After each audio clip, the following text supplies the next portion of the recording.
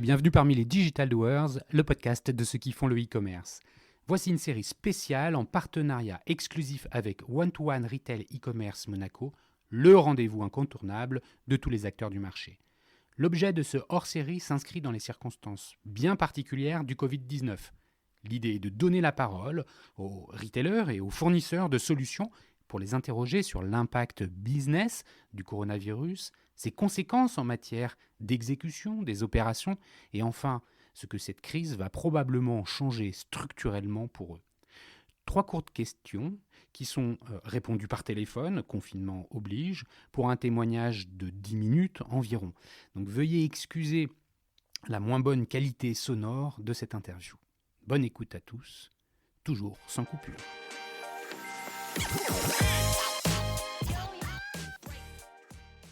Bonjour, aujourd'hui nous recevons Jean-Marc Belaïch, Chief Strategy Officer chez Content Square. Merci beaucoup Jean-Marc de venir sur les Digital Doers pour ce hors-série sur les conséquences du Covid-19 dans le retail et le e-commerce. Mais avant de commencer, Jean-Marc, tu habites New York. Alors comment ça se passe le confinement là-bas ? Bonjour Cyril, écoute, à New York, le confinement est moins strict qu'en France ou en Italie. Donc on peut sortir. Maintenant, évidemment, on procède à ce qu'on appelle ici le social distancing. Donc il faut laisser 2 mètres entre les différentes personnes. Les gens sortent assez peu, les rues sont plutôt désertes. Et les gens sortent principalement pour faire leurs courses. Donc voilà, c'est une situation qui est, j'imagine, assez similaire à ce que vous vivez en France, mais avec un peu moins un côté un peu moins strict. Il n'y a pas de pénalité, il n'y a pas Ouais, il n'y a pas de contrôle comme chez nous avec un papier pour justifier du motif de sa sortie. Comment les New-Yorkais vivent la chose ? Tu arrives à échanger avec tes pairs, avec tes amis, tes connaissances ? Oui. Je pense, comme tout le monde, c'est une période un peu difficile. Beaucoup se posent des questions, beaucoup sont touchés, soit eux-mêmes en étant cloués au lit et j'espère en bonne santé pour la plupart, soit on a tous dans nos entourages, y compris à New York, des gens qui sont touchés plus gravement. Donc c'est quand même une période compliquée. Maintenant, comme ils disent ici, les New-Yorkais sont très résilients. Ils aiment bien dire ça. Le New-Yorkais est résilient. Et du coup, ils savent que ça va rebondir et que ça va repartir. Il y a ce côté toujours très positif lié à la culture américaine, mais en particulier à la culture new-yorkaise. Donc, même s'ils savent que devant eux, il y a probablement des dizaines de milliers de morts, si ce n'est plus, le New-Yorkais est résilient et on va rebondir. Et aussi, je pense, une autre différence, c'est que ici, le business... le business est très important, l'économie est très important et je peux sentir que la patience au confinement va durer jusqu'à un certain moment. Et peut-être que New York restera confiné un peu plus que d'autres villes aux États-Unis, mais je ne serais pas étonné que le pays reparte. Donc, il y ait d'autres villes ou d'autres États qui repartent plus vite que d'autres pays en Europe. Ok, bon, merci pour cette petite introduction new-yorkaise et on voit que les choses finalement... même s'il y a des différences de culture, sont vécues de façon assez similaire. Le Covid-19, ça a un impact pour tout le monde, c'est mondial, ça a un impact business et opérationnel pour Content Square, j'imagine aussi. C'est quoi les conséquences ? Comment ça se passe pour vous ? Je dirais, pour le moment, ça reste assez neutre. On s'est préparé à ce problème assez vite. On a eu beaucoup d'agilité. On a monté 3 task force. Une sur le Covid pour comprendre très vite les régulations, comment réagir. Une sur le work from home pour vraiment s'organiser par rapport à ce sujet-là, sachant qu'on avait déjà beaucoup d'équipes qui étaient rompues à l'exercice, mais pour d'autres, c'était nouveau. Et la troisième, ça a été sur le business, à la fois sur la top line. Qu'est-ce qu'on fait pour s'assurer que notre croissance continue, et puis aussi sur les coûts, essayer probablement de regarder ce qu'on peut faire pour être encore plus efficace. Long terme, on sait que c'est en fait, probablement des tendances positives pour Content Square, parce que finalement, il y a de plus en plus de trafic en ligne, il y a de plus en plus d'achats, il y a de plus en plus de consommateurs qui n'étaient pas très attirés par le fait de faire des courses en ligne et qui aujourd'hui le font. Et du coup, long terme, ça sera positif. La plupart des retailers, des marques, des sites web vont voir plus de trafic et vont se dire on a besoin d'améliorer l'expérience et Content Square le permet. Après, à court terme, on sait qu'il va y avoir certains contrats qui vont être un peu décalés dans le temps, certaines négociations. Donc on est prêt à ça et on discute avec nos clients sur comment les accompagner au mieux dans cette crise. Rappelle-nous, Content Square, c'est combien de personnes réparties sur combien de sites? On est aujourd'hui à peu près 600 personnes réparties dans 7 bureaux. Donc Paris, qui est le headquarter, qui est maintenant aujourd'hui partagé avec New York, puisqu'on a beaucoup d'exécutifs, donc notre CEO qui est basé à New York, San Francisco, Londres, Munich, Tel Aviv et un bureau aussi à Tokyo. Ok, donc des règles d'organisation euh, qui sont à peu près les mêmes partout dans le monde, hein, c'est-à-dire le télétravail, comme on s'amuse à le dire ici, hein, tout le monde en Ouais, ouais. remote, un peu partout, quoi. Et très vite, on a anticipé. Quand la France a commencé à se mettre en quarantaine, même ici à New York, alors qu'on était plutôt en amont du mouvement, on a permis à tous nos employés et ensuite encouragé et après finalement obligé de travailler à la maison. On a été assez en anticipation là-dessus. Ok, donc une entreprise qui est agile. Merci pour ce point. On va développer vraiment en fait euh, l'analyse que porte Content Square, hein, par votre métier. Vous avez effectué beaucoup de recherches et d'analyses sur la crise du Covid-19. Alors la question que j'ai envie de te poser, c'est quels sont ces résultats? Comment on peut comprendre les impacts, hein, sur notre écosystème retail e-commerce? Vous avez une ventilation qui est assez intéressante par pays, secteur, même des infos sur des tendances de sortie de crise.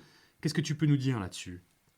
Oui, absolument. Donc on monitore là depuis maintenant plusieurs semaines ce qui se passe. On a aujourd'hui une base de données qui consiste en 5 milliards de visites sur 700 sites, couvre 26 pays, Ouais.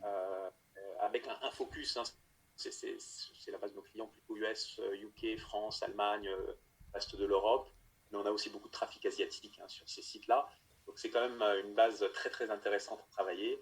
Et alors les findings principaux de notre recherche, le premier, c'est qu'il y a un vrai shift sur le online, donc le trafic est en très forte hausse. En fait, lorsqu'on regarde les semaines, typiquement les semaines de la fin février, à ce qui se passe sur la dernière semaine, qui s'est conclue dimanche dernier, le 29 mars, on voit qu'il y a une augmentation de plus de 20% du trafic sur l'ensemble de notre échantillon.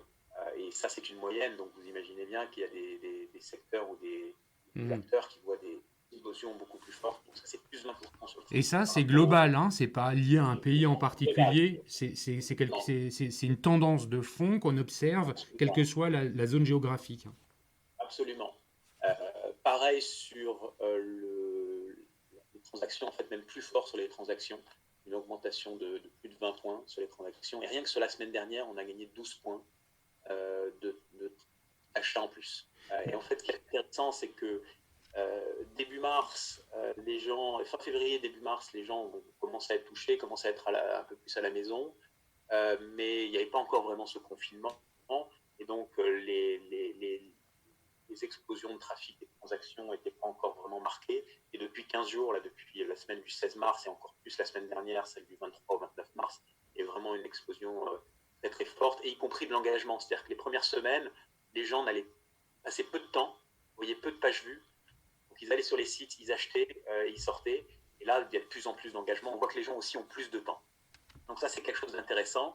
Après, par industrie, toujours au niveau mondial, et puis après, je pourrais partager des détails par pays, Ouais. on se rend compte qu'il y a une vraie dichotomie avec des acteurs qui voient une explosion du trafic, des acteurs qui, au contraire, voient une chute très importante du trafic. Sans surprise, au niveau mondial et tout en haut de l'échelle, on a les supermarchés, tout ce qui est online grocery, Ouais. à plus d'un triplement du trafic par rapport aux semaines pré-coronavirus. Là, Là, on est quand même... on inclut les services de drive, hein. Oui, oui, absolument. Hmm. C'est vraiment tout le online grocery. Et donc là, une très très forte augmentation du trafic, très forte augmentation du trafic sur les médias aussi, Mhm. typé par Internet, très forte augmentation sur tout ce qui est retail technologie, donc les acteurs qui vendent des produits électroniques, hein, et D'accord. notamment les consoles de on est aussi rentré dans le détail de certains produits. On se rend compte que les gens s'équipent en laptop.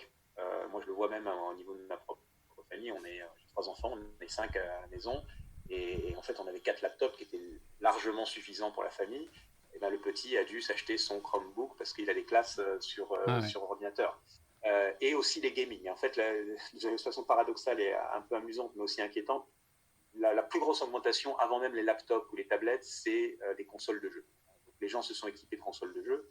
On a même vu des augmentations de prix colossales. Aujourd'hui, si on va sur Amazon pour acheter une Nintendo Switch, elle coûte 50% plus cher que le prix normal. Amazon, il livre encore ce genre de produit, Amazon? Il livre encore avec des délais, hein, donc c'est Ouais. plus la livraison.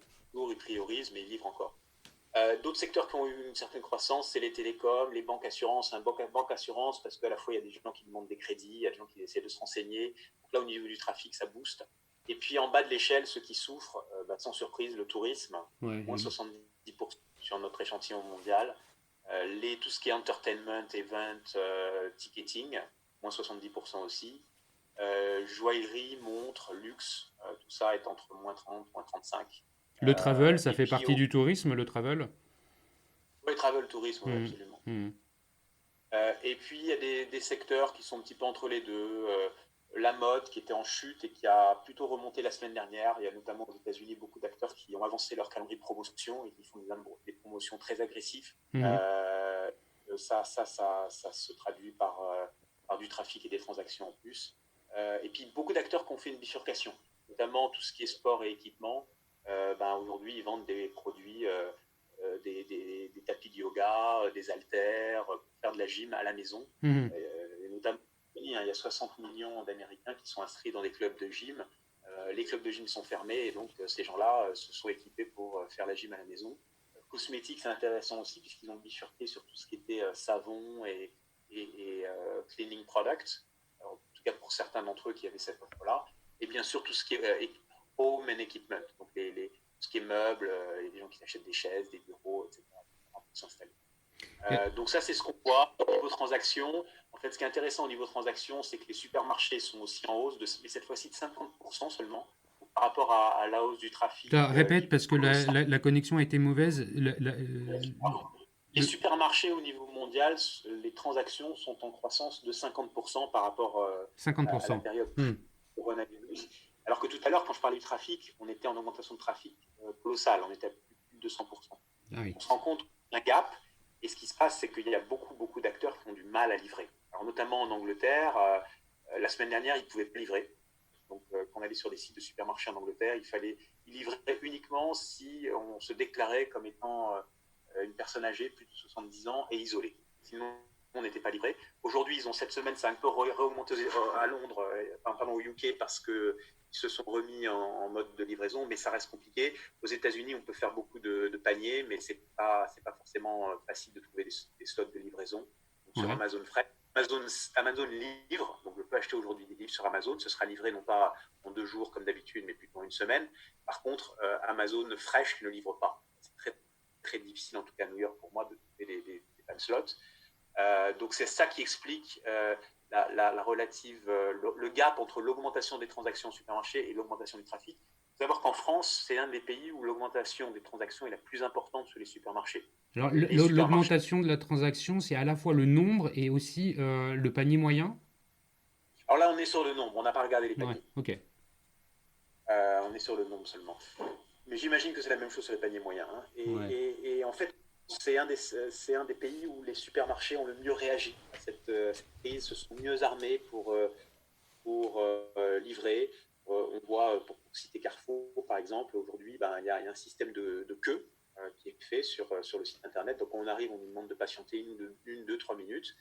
Et puis derrière aussi, ils ont préparé ces histoires de paniers, les essentiels, qui sont vraiment une très bonne idée pour pouvoir remédier à ce problème de supply chain. Donc plutôt que Cyril ou Jean-Marc fassent sa propre commande avec des produits dont il a vraiment envie et ce qui est très très time consuming en termes d'order picking, là il prépare ça à l'avance, il prépare des paniers mères, des paniers végétariens, les gens achètent des paniers. Donc ça c'est des choses qui marchent bien. Retail Tech est en très forte croissance, donc là les taux de conversion sont en hausse, donc sur ce qui est électronique. Pareil pour aussi Retail Healthcare, tout ce qui est vitamine a très bien boosté. et cosmétique aussi à nouveau avec le virage vers le soap. En termes de transactions, je parlais du travel and tourism, donc qui était à moins 70% en trafic, c'est à moins 90% en transactions. Ouais, Là, on voit que c'est les chiffres qu'on entend effectivement. C'est hyper intéressant c'est converti. Ouais, ce sont des chiffres qui sont vraiment intéressants, qui illustrent très concrètement les conséquences du Covid-19 sur les business. Euh, j'ai lu hein, sur Content Square que vous aviez aussi des données sur des tendances d'anticipation de sortie de crise. Qu'est-ce que tu peux nous dire là-dessus? Oui, c'est bien difficile, hein. Personne n'a de Non, bien boule de sûr. cristal ici. Pour nous, on pense qu'il y a quand même des changements structurels, que ces augmentations de trafic en ligne vont perdurer. Donc au-delà des sorties de crise, et même si les sorties de crise se prononcent, j'espère, à l'horizon de quelques semaines et quelques mois pour cet été, et non pas plus, comme certains parfois le prévoient, on pense que même si on sort de crise assez vite, les changements seront structurels et beaucoup de consommateurs qui n'avaient pas l'habitude d'acheter en ligne vont se rendre compte que c'est pratique, que c'est facile. Et donc, ces hausses de trafic et de transactions vont perdurer. Et du coup, un impératif hein, pour la plupart des acteurs de vraiment se réarmer et de s'assurer qu'ils sont très forts en ligne avec une expérience la plus riche possible sur leur site, sur leurs apps, sur leur mobile aussi. Donc ça, on pense que c'est quelque chose d'important. On pense aussi que les tendances de télétravail vont probablement aussi perdurer. Il y aura plus de gens qui se seront rendus compte finalement avec cette expérience qu'on arrive à être efficace en télétravail. Et donc, et à nouveau, ça facilitera aussi le trafic en ligne. Les choses qui ne seront pas structurelles, c'est évidemment des secteurs comme le luxe et le tourisme dont je parlais tout à l'heure, qui sont aujourd'hui très affectés. Ça devrait redémarrer. Ouais, avec la sortie, on espère il y a un redémarrage qui se fera pour eux. Finalement, si on retient quelques tips de ce que tu viens de dire, c'est quoi? C'est que le e-commerce va en sortir gagnant. Des habitudes, en termes de maturité, finalement, les consommateurs vont augmenter. Hein, ils vont être de plus en plus. Absolument. Et d'ailleurs, e-commerce au sens large, hein, je Oui, pense oui, que bien c'est sûr. vraiment e-commerce parce que même beaucoup d'acteurs de consommateurs qui n'avaient pas l'habitude de consulter leur compte en ligne ou demander des crédits en ligne ou même de se renseigner sur la prochaine achat de voiture en ligne vont le faire de plus en plus. Donc même si on n'est pas sur des sites e-commerce, je pense que l'influence du online va sortir très grandie de cette crise, Donc avec des enjeux UX très forts derrière, j'imagine. avec des enjeux d'expérience digitale absolument très forts. C'est pour ça que nous, chez Content Square, on est très affecté par la crise et au niveau humain, évidemment, et en même temps, on pense que cette crise va être très bénéfique pour des acteurs comme nous qui sommes focalisés là-dessus, qui vont aider beaucoup de clients à améliorer l'expérience en ligne. Bon, écoute, Jean-Marc, merci beaucoup pour ce retour d'expérience. Merci à toi, Cyril. Merci beaucoup pour ce témoignage sur les conséquences du Covid-19. Merci de nous livrer un peu rapidement des premiers éléments d'analyse et des résultats des recherches de Content Square. Merci à vous tous qui écoutez les Digital Doers dans cette période de confinement. Merci à Comexpotium, l'organisateur de l'événement One-to-One e-commerce à Monaco, d'avoir permis à mes invités et à Jean-Marc de Content Square aujourd'hui de prendre la parole et de partager leurs témoignages avec nous. Merci encore à vous tous et n'hésitez pas à laisser des commentaires ou à m'envoyer des messages sur le site lesdigitaldoers.com. Au revoir.